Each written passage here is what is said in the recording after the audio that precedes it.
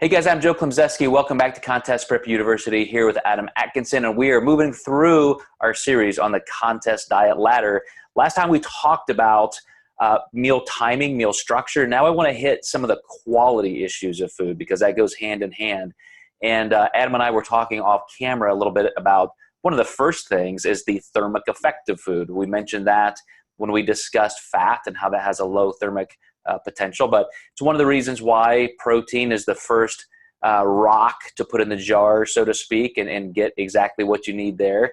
So let's go through some of the things, maybe the top 2 or 3 issues that we would consider quality issues with food, Adam.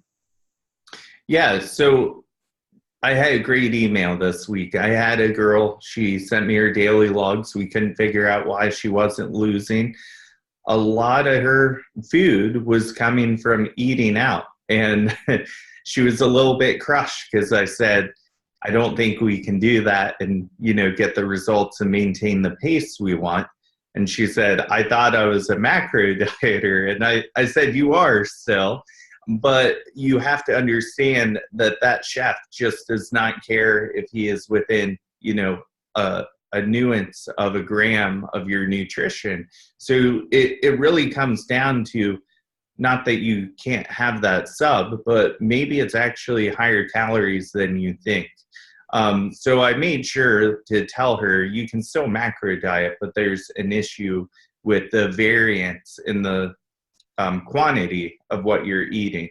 And then we taper that down into, looking at other food sources. So she was eating Pop-Tarts, which I think is fine, but I said, a piece of wheat bread might hold a higher thermic effect. And what the thermic effect is how much energy your body uses digesting that food.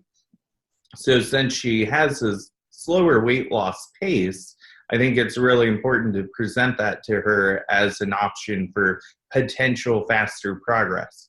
But I also explained if that Pop-Tart keeps you from maybe binging on a cookie later or having something else, I absolutely want to keep it in there because that brings us back to the first rung of adherence. So if that Pop-Tart keeps you on point, I'm totally okay with it. Right.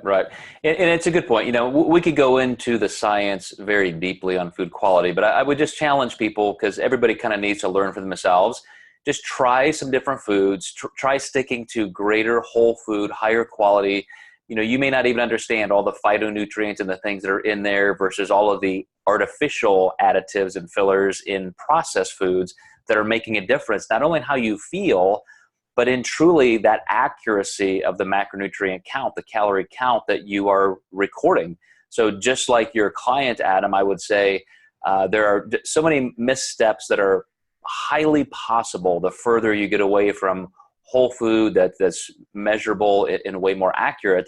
But just in terms of how you feel, there's no question. Every time I start a dieting process and all of a sudden my food quality goes up, consistency goes up, you just automatically feel like, wow, I didn't realize, I was feeling as badly as I was because I have so much more energy now and, hunger dissipates. So a lot of reasons, but let's go back to that thermic effect of food that may be new for some people. So we know that, protein, it has a highest thermic potential of around 30%. So 30% of the calories inside that protein we consume are literally utilized in the digestion and transport. So moving down into carbohydrates and then fat, how much value are we losing in thermic potential?